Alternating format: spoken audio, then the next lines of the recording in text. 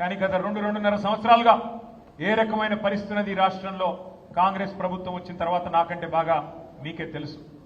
అవన్నీ పక్కన పెడితే 2.5 ఏళ్లది గత వారం రోజులుగా ఏం జరిగిందో ఒక్కసారి మీరు ఆలోచించాలని చెప్పి నేను కోరుతా ఉన్నా. ఒక ఆడ కూతురికి అన్యాయం జరిగితే, ఒక మైనర్ బాలికకి అన్యాయం జరిగితే ఈ రాష్ట్రంలో ఉన్న ప్రభుత్వం మీద దున్నపోతు మీద వానపడ్డట్టు కూడా కాలే. ఒక మైనర్ అమ్మాయికి అన్యాయం జరిగితే ఎవరు ముందుకు రాలే. ఇటు కాంగ్రెస్ నోరు మూసుకున్నది, అటు చేసిన వాళ్ళు, తప్పు చేసిన వాళ్ళు బీజేపీ వాళ్ళు కాబట్టి వాళ్ళు కూడా నోరు మూసుకుని ఉన్నారు. కొట్లాడింది ఎవరు? నిలబడ్డది ఎవరు? అల్టిమేట్ గా తెలంగాణలో ఎవరికి ఏ సమస్య వచ్చినా మళ్ళీ నిలబడి కలబడేది ఎవరు? గట్టిగా చెప్పాలి, వినబడతలేదు. కేసీఆర్ గారి బృందమేనా? కేసీఆర్ దళమేనా? మళ్ళీ నిలబడేది, కలబడేది, గొంతు విప్పేది, కొట్లాడేది మళ్ళీ మనమే. కానీ ఒక్కసారి మనందరం కూడా ఆ తల్లికి, ఆ తండ్రికి, ఎవరైతే అమ్మాయి తల్లిదండ్రి ఉన్నారో వారిద్దరికీ గట్టిగా చప్పట్లతో సలాం చెప్పాలి, గట్టిగా చప్పట్లతో సల్యూట్ కొట్టాలని చెప్పి నేను విజ్ఞప్తి చేస్తా ఉన్నాను. ఎందుకు? ఒకవైపు కేంద్ర హోంశాఖ మంత్రి, మరొక వైపు రాష్ట్ర ముఖ్యమంత్రి, ఇద్దరు పవర్ఫుల్ పోస్టుల్లో ఉన్న ఆ తల్లి, ఆ తండ్రి అదరలేదు, బెదరలేదు.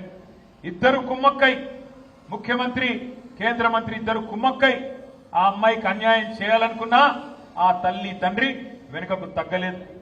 కామాంధుడి చేతిలో విలవిలలాడిన అమ్మాయికి న్యాయం చేయాలని చెప్పి ఆ తల్లి, తండ్రి చేసిన పోరాటం, దానికి అండగా మన బీఆర్ఎస్ పార్టీ మహిళల నాయకత్వం, మన బీఆర్ఎస్ పార్టీ మహిళా బృందానికి కూడా గట్టిగా చప్పట్లతో మీరు అభినందనలు చెప్పాలి.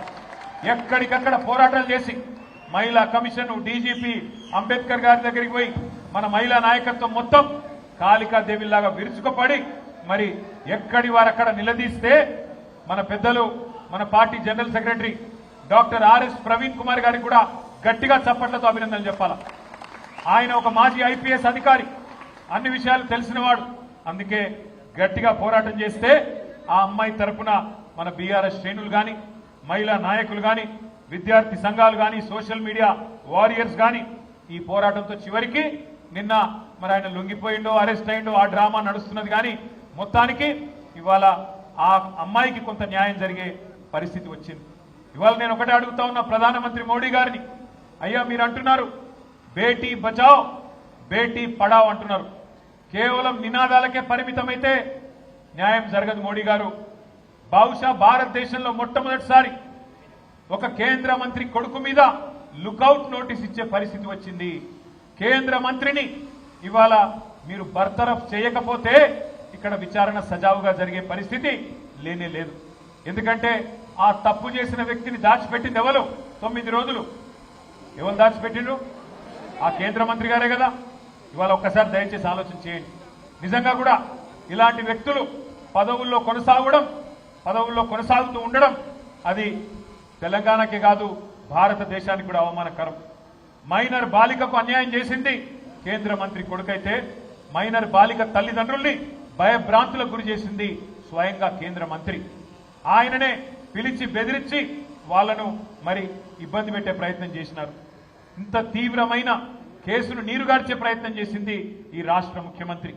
హనీ ట్రాప్ అని మీడియాను మనీ ట్రాప్ లో వేసి మీడియాను గొంతు నొక్కి వాళ్ళను కూడా వార్తలు రానియకుండా చేసింది ముఖ్యమంత్రి, కేంద్ర మంత్రి ఇద్దరు కలిసి పెట్టిదంతా మీకెందుకు చెప్తున్నాను మీరు అనుకోవచ్చు. ఎందుకంటే ఒకటే ఒక్క డిమాండ్ మనందరిది ఈ సమావేశం ద్వారా, ఖచ్చితంగా కేంద్ర మంత్రి గారిని వెంటనే బర్తరఫ్ చేయాలని ఈ సమావేశం నుంచి మీ చప్పట్ల ద్వారా కేంద్ర ప్రభుత్వానికి మనం డిమాండ్ చేద్దాం. లేకపోతే ఏ ఆడపిల్ల కూడా ధైర్యం చేయదు. రేపు తన మీద ఏం జరిగినా, ఏ అఘాయిత్యం జరిగినా ముందుకొచ్చే ధైర్యం చేయరు. పెద్దవాళ్ళు తప్పించుకుంటారు. అధికారంలో ఉన్న వాళ్లకు ఇబ్బంది కాదు అనుకుంటే ఏ ఆడకూతురు కూడా రేపు బయటికి వచ్చి మళ్ళీ కంప్లైంట్ చేయడానికి కూడా భయపడే పరిస్థితి వస్తుంది.